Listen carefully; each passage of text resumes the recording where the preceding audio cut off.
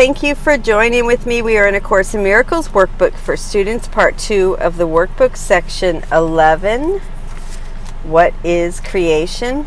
Lesson 232. I can give up but what was never real. I sacrifice illusions, nothing more. And as illusions go, I find the gifts illusions try to hide, awaiting me in shining welcome and in readiness to give God's ancient messages to me. His memory abides in every gift that I receive of him, and every dream serves only to conceal the self, which is God's only Son, the likeness of himself. Footnote 138, Genesis 1:26. And God said, "Let us make man in our image after our likeness." The Holy One. Footnote 138, Mark 1:24. And he, a man with an unclean spirit, cried out, "What have you to do with us, Jesus of Nazareth? Have you come to destroy us? I know who you are, the Holy One of God."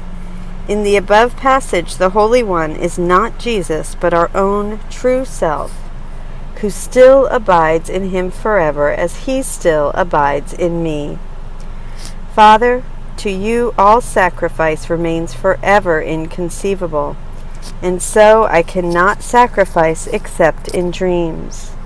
As you created me, I can give up nothing you gave me. What you did not give has no reality. What loss can I anticipate except the loss of fear and the return of love into my mind? And now we will read Alan Watson's commentary on this lesson.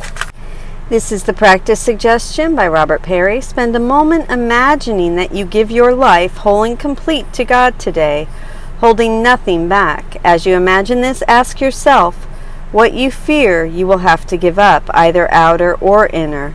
With each thing, ask yourself, is this really true? Then repeat the idea. I can give up but what was never real. Commentary. I cannot give up anything real, and this is by Alan Watson. As you created me, I can give up nothing you gave me. The whole idea of sacrifice is alien to God and to the thought system of the Course. Oh, we are asked to give up things. The Course even asks us to give up the entire world, but not to sacrifice. The whole point of this lesson is quite simple. It is that nothing I can give up was ever real in the first place. I sacrifice illusions and nothing more. I remember once in a relationship in which I wanted marriage, and the lady in question did not, that I felt as if I were losing and sacrificing something by letting go of my dream. Then I realized that I was only giving up something I never had in the first place. It brought home with vivid force the familiar wall plaque saying that runs something like this: if you love something, let it go. If it returns to you, then it was truly yours. If it does not, it never was yours at all. In that circumstance, I was able to give up the illusion, and in doing so, retain the reality of a profoundly loving relationship that was not meant to end in marriage. A relationship that lasted for years and brought me more true satisfaction than any marriage relationship I ever saw among my friends. The illusions we hold on to are hiding the true gifts of God. The idea that we can find our happiness in a romantic relationship, for instance, is one of the ego's substitutes for the reality of our relationship with God and with all living things.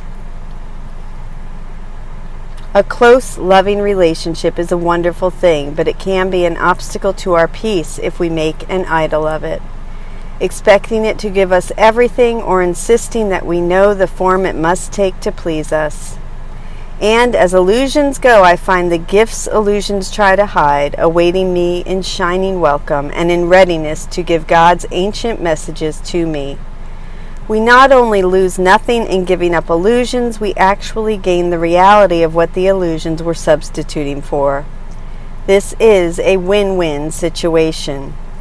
The fear of sacrifice and loss is one of the greatest obstacles to our spiritual progress, and as long as we think we are losing something real, we will drag our feet.